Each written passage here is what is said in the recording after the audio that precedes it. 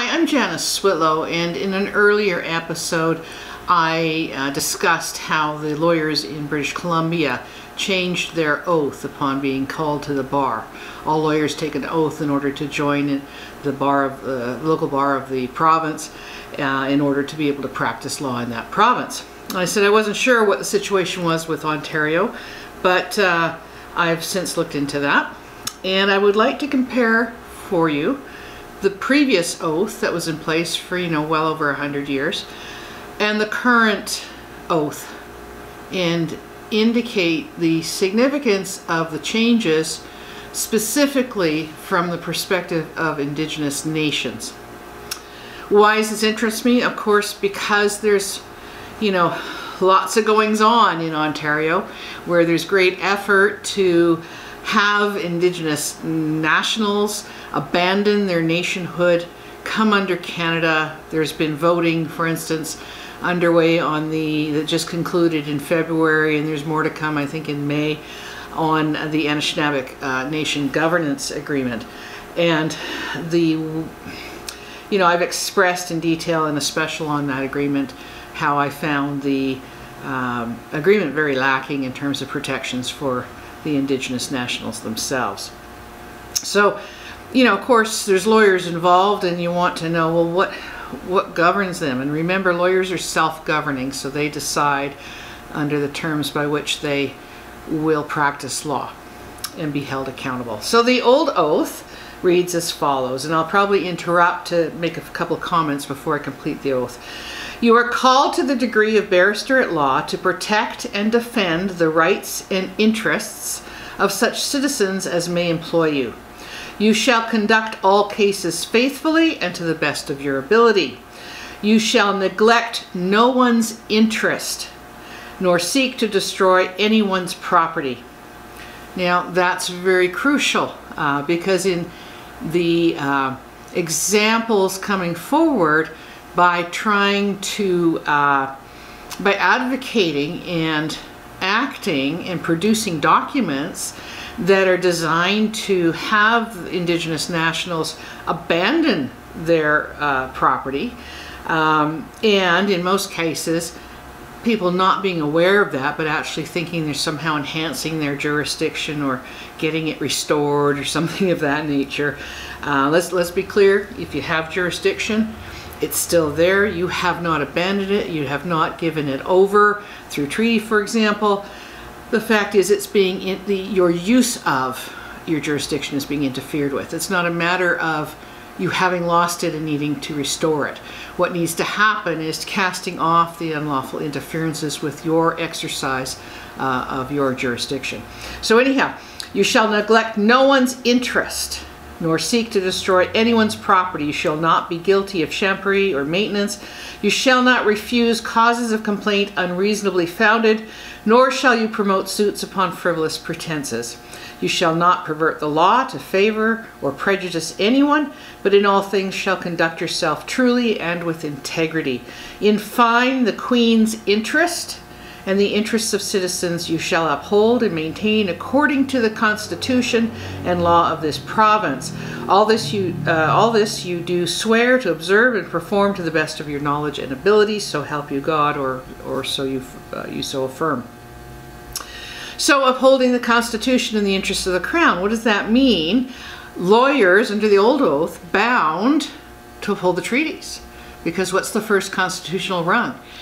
The Queen was not able to exercise any authority, and she has partial political authority, not able to exercise any of that without getting first permissions from Indigenous nations who, this is their land.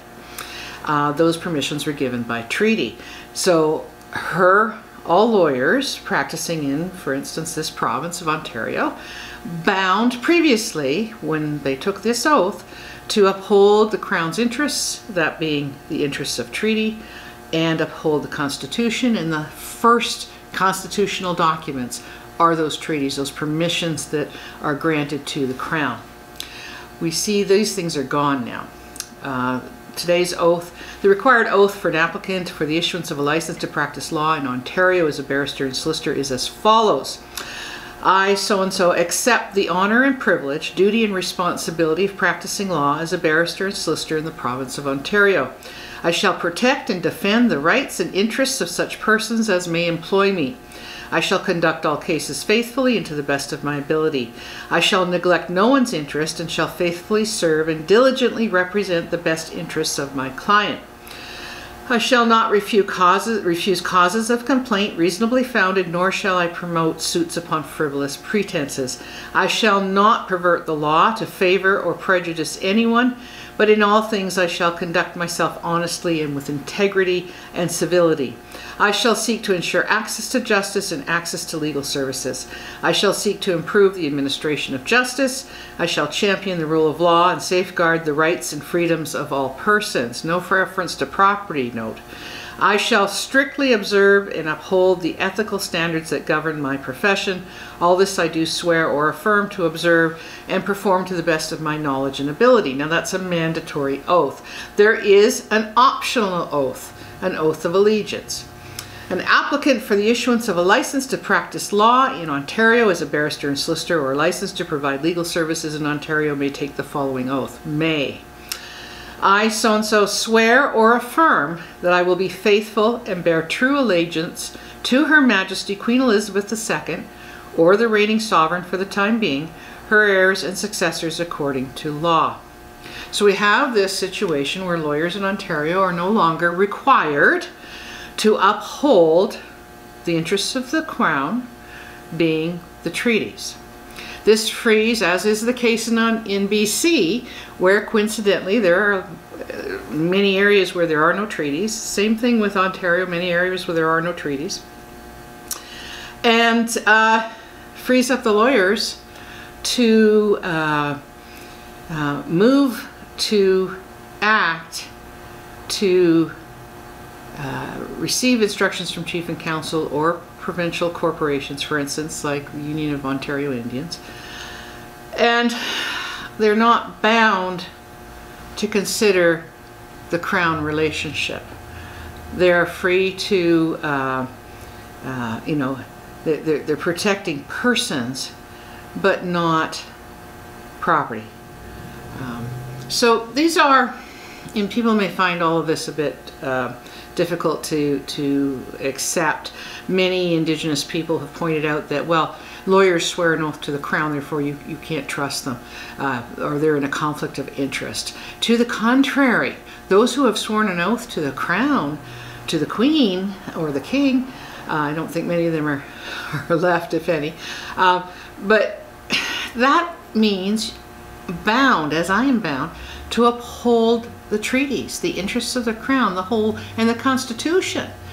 All of that is founded on top and first and foremost Indigenous nations.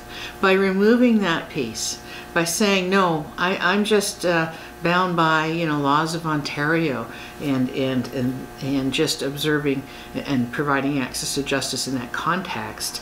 And, you know, if you go through the kinds of things that lawyers are able to do by practice, you know, it's all very much, and I'm just referring to the Ontario bylaws, and see if I can bring this up quickly. But essentially it lists out what a lawyer can do of a certain class. And yeah, here it is. Subject to any terms, conditions, etc. imposed on the class. A licensee who holds a class L3 license, there's different categories of lawyer license, is authorized to do any of the following. 1, give a person advice with respect to the laws of Quebec, the laws of, why am I reading, well, this is also as well as Ontario, laws of Quebec, laws of Canada, and public international law. So, you know, you have no reference to anything above that. Again, by removing the requirement to swear to protect the interests of the Crown, you're removing that top layer of constitutionality, if you will.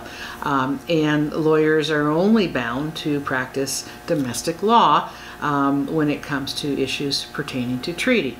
Public international law, you know, that's obviously an area they can practice in as well. But for my purposes, I'm pointing out the distinction between what can they do and not do when you're no longer bound to uphold that foundation, that level of treaties, which have always been the first constitutional documents. That's all I have to say.